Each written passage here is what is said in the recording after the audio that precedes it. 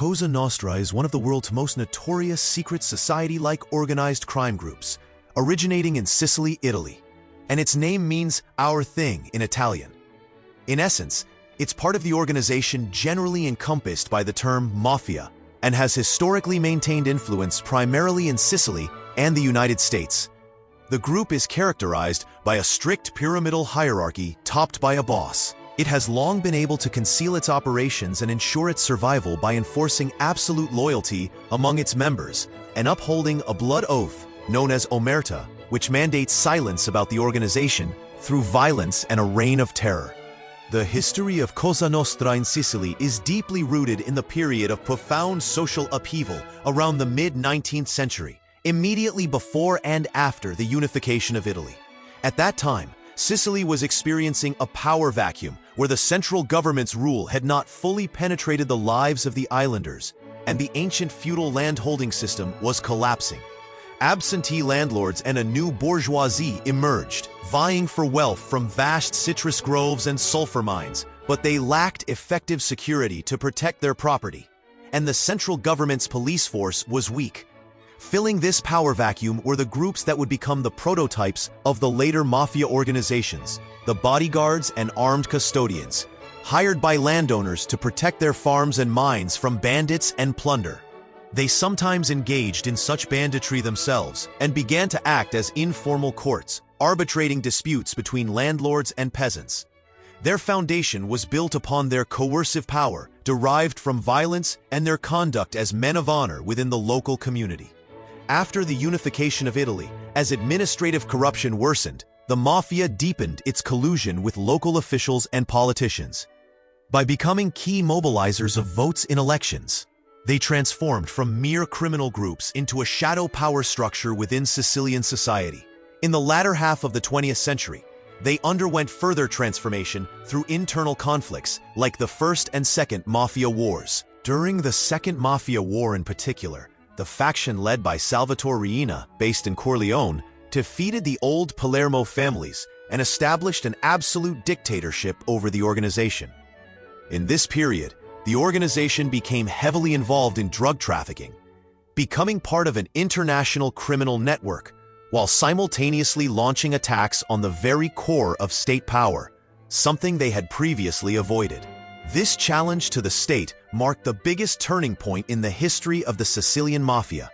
However, the 1992 assassinations of two judges, Giovanni Falcone and Paolo Borsellino, provoked national outrage, leading to the enactment of powerful anti-mafia laws and the emergence of judicial collaborators from within the organization. While many top leaders were arrested as a result, the modern Sicilian mafia has lost its overt power, but continues its activities in less conspicuous forms, such as financial crime and corruption in public works. Cosa Nostra was brought to the United States with the massive influx of Sicilian immigrants from the late 19th to the early 20th century. Encouraged by the U.S. government's immigration policies, many Southern Italians, dreaming of freedom and success while escaping poverty and oppression back home, traveled to East Coast cities like New York. However, they were met with a scarcity of jobs and a marginalized life, with no protection from the government. Italian-American ghettos were formed, and Sicilian criminals, along with the mafia's ideology and organizational structure, were directly imported. Amidst the poverty and governmental indifference faced by immigrants, early criminal groups primarily engaged in extortion targeting their own community, and were named the Black Hand after the stamp used on their threatening letters. The single biggest factor for the dramatic expansion of the organization's power was the Prohibition era. The ban on the manufacture, sale, and transport of alcohol brought immense wealth and an expansive network to the organizations. They rapidly accumulated capital through bootlegging and smuggling liquor, and temporarily allied with non-Italian gangs, such as Jewish and Irish groups, to build a nationwide crime syndicate. However, this massive stake led to fierce conflict between the old guard bosses, who adhered to traditional Sicilian ways, and the new generation of younger bosses, who were adapting to American society and aimed for organized crime as an efficient business. This major conflict was the Castellammare War. The war ended when the new generation leader, Lucky Luciano, assassinated the old guard bosses, emerging victorious. After the war, Luciano transformed the American Mafia into a modern organization. He gathered the bosses of all major mafia groups across the U.S. and established the Commission, or ruling council. The Commission functioned as a governing body, mediating inter-organizational disputes and setting territorial boundaries and spheres of influence, becoming the foundation for maintaining peace and order within the American Mafia for decades. This governing structure established a powerful system centered around the five families of New York, which dominated the American criminal underworld through gambling, loan sharking, labor racketeering, and colluding with politicians and the police. However, the increasing intensity of federal investigations by the FBI starting in the 1950s, particularly the enactment of the RICO Act in 1970, delivered a decisive blow to the organization. This law made it possible to target entire groups that repeatedly committed crimes in an organizational pattern, not just single criminal acts, allowing mafia bosses to be prosecuted and severely punished as the masterminds of their organizations. The application of the RICO Act led to the successive arrests and lifetime imprisonments of many family bosses, including John Gotti, from the 1980s onward. This caused the collapse of the American Mafia's publicly known power structure. Today, while its influence has waned, it continues to operate on a smaller scale in certain cities. For Cosa Nostra to function as a secret society beyond a mere criminal organization, its initiation ritual and structure are essential.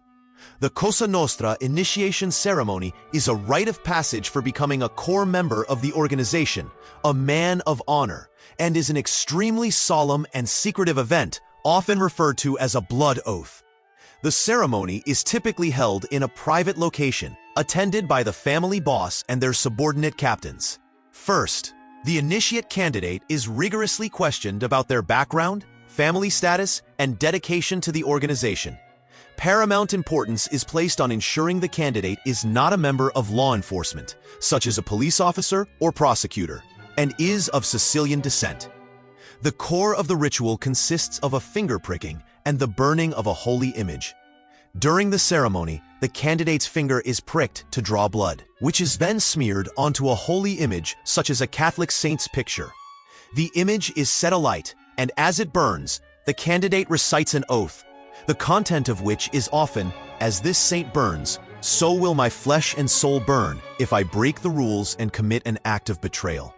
Through this oath, the candidate is considered bound to the organization by a bond of eternal loyalty and accepts that the organization will become their sole family. Upon completion of this ritual, the individual is welcomed as an official soldier of the family.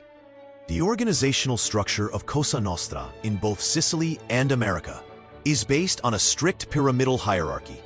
The overall organization is referred to as a family or a crew, bound by a semblance of kinship based on blood or friendship.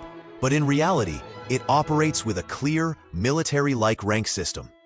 At the highest level is the boss, who reigns supreme and possesses absolute decision-making power. Directly beneath the boss are the underboss, who serves as the boss's deputy, and the consigliere, who acts as the organization's counselor or advisor. Serving as the practical middle management are the capos. They directly command a crew, which consists of 10 to 20 soldiers. The soldiers are the formal made members who execute criminal activities on the front lines, while associates, who work for the organization but are not formal members, handle peripheral tasks.